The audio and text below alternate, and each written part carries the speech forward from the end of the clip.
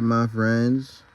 Today we're going to be reading a book called The Adventures of Max Ned. Okay. Written by Mary K. Howley, illustrated by Rod McRae. So, it was a dark and stormy night. A long brown bus sped through the rain, packed full with the members of the Barnyard Band.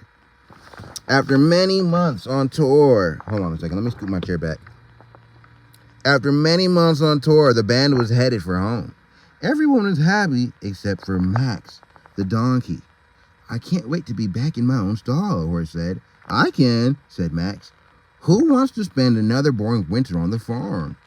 Hey, bro, farms are lit. I don't know what he's talking about. I mean, it is winter, though. So anyway, suddenly there was a loud bang.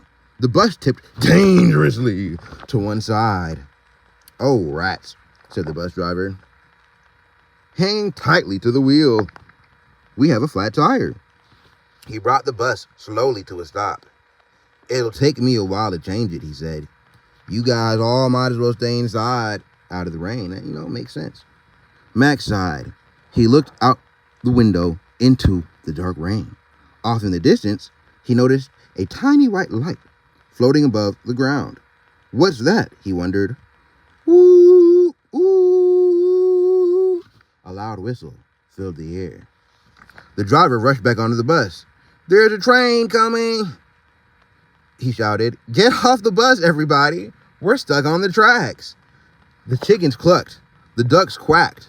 The cows mooed so loudly everyone told them to hush. But all the animals climbed off the bus as fast as their legs could take them.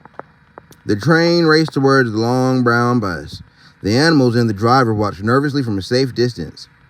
With sparks flying, smoke rolling, and a loud clanging and hissing, the train came to a halt. Okay, good.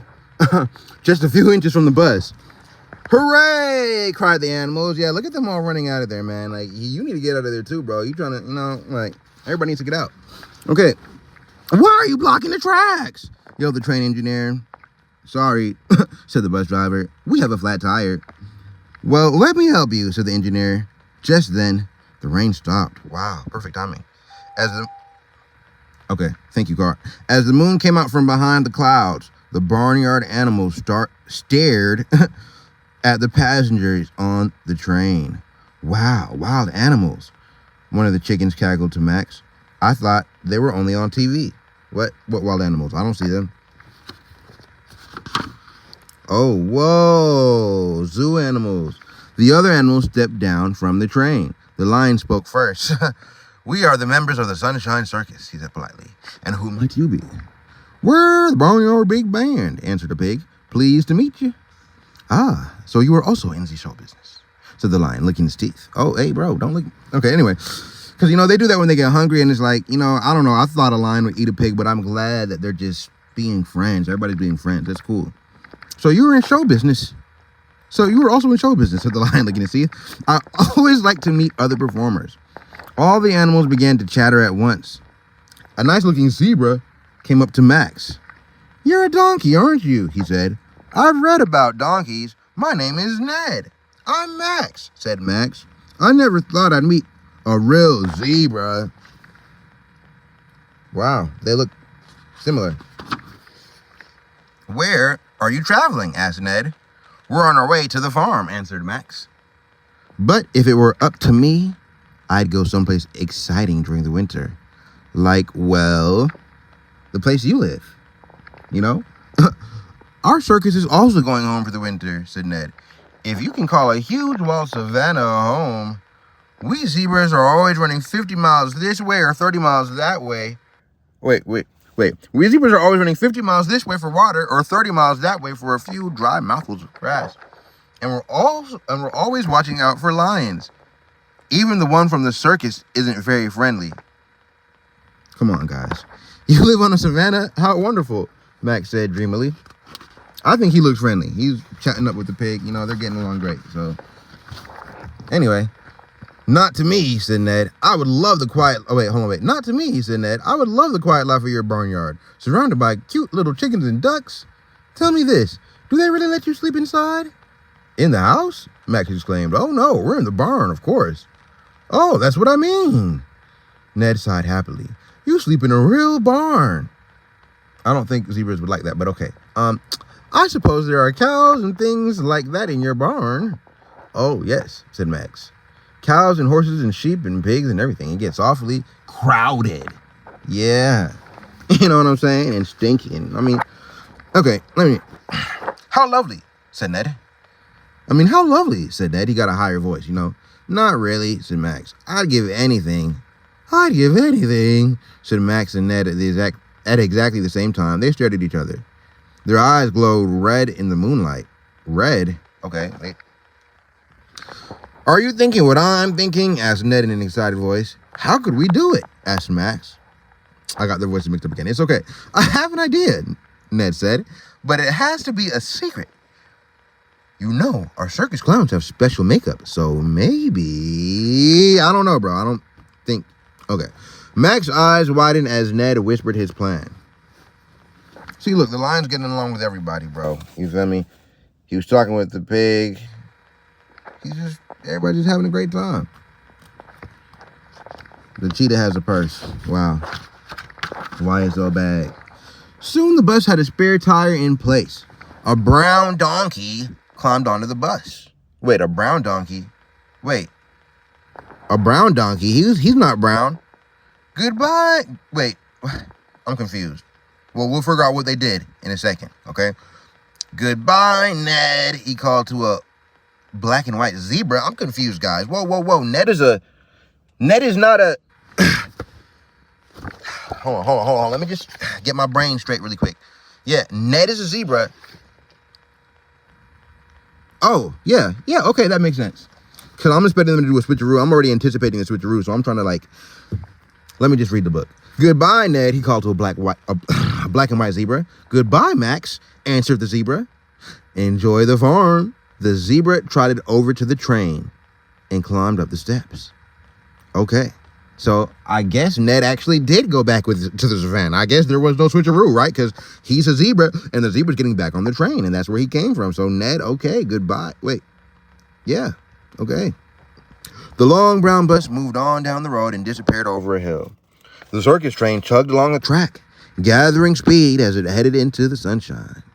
Wait, I don't even know. I didn't read this line. The bus driver honked the horn. The engineer blew the train whistle. Everyone waved for the last time. Yep, the long bus moved on down the road and disappeared over a hill. The circus train tugged along the track, gathering speed as it headed into the sunrise. Yeah, okay. On the train, a monkey sat down next to the zebra. So, Ned, what were you and that donkey talking about? She asked. The zebra was silent. Ned, said the monkey again, is something wrong? The zebra jumped. Oh, you mean me? Oh, hey, yeah. And that donkey. You want to know what we talked about? Nothing really. Yeah, just nothing really. Nothing. Ned, go to sleep, the monkey said, shaking her head. You don't sound like yourself. I don't know what's going on. A few hours later, the bus pulled into a large farmyard. It's so cute, the donkey squealed. And look, is that a pond? I mean, look, the pond. It's good to see it again.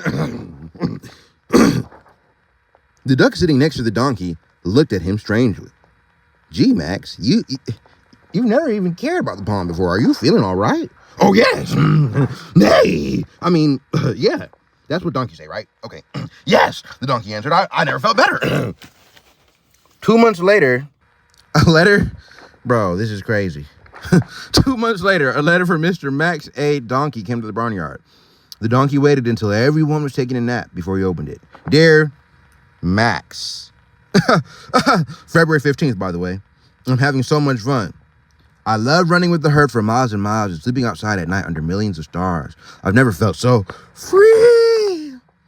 Oops, have to run. I think I smell a lion. Your friend, the real Max. P.S. Vacation is almost over. The Sunshine Circus will arrive in New York on April 2nd.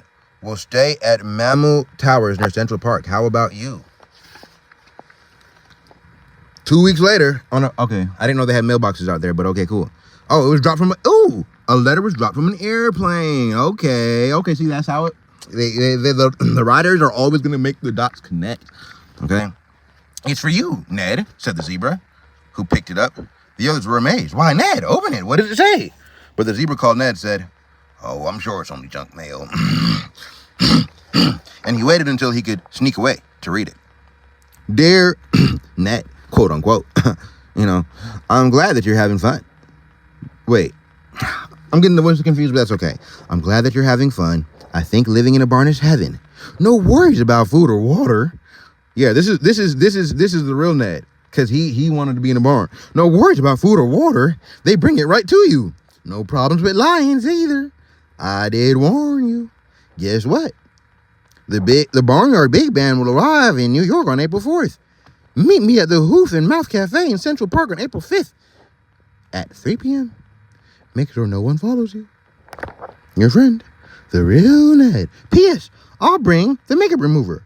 P.P.S. Can we switch places again next winter? And something tells me that's the end of our book. Yep, the end. All right, you guys, that was my quick reading of The Adventures of Max Ned by Mary K. Howley and Rob McRae. W book. W's in the chat, man.